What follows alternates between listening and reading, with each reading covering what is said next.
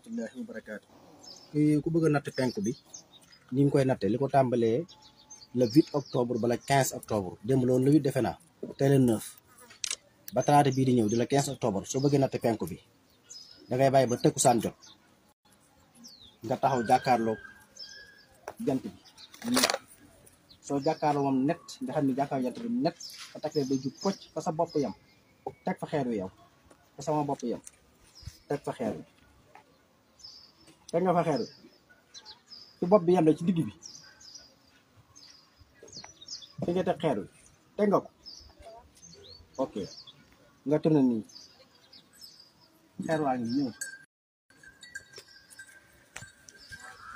xeer waa ngi ñëw fii day nekk penku direct kon ku bëgg natt penku bi rek fii la 15 octobre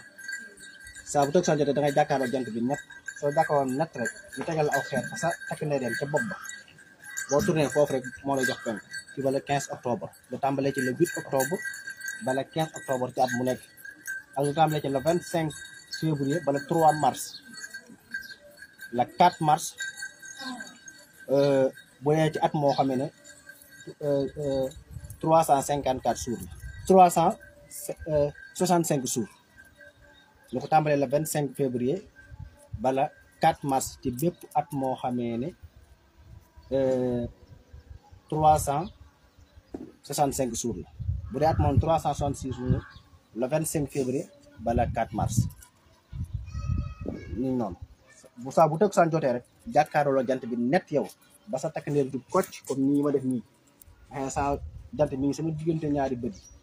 fa sama takk ndeer yam bu ñu fa tegee aw xeer boo tourné mooy penku tegaat ko pour mu gën a leer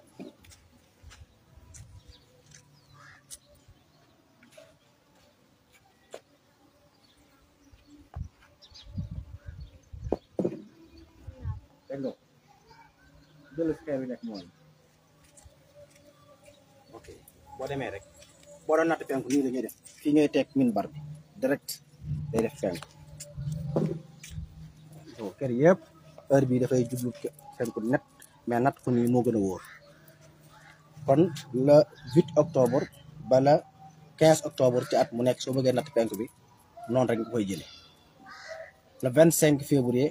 ba le 4 mars ci at mu nekk la même chose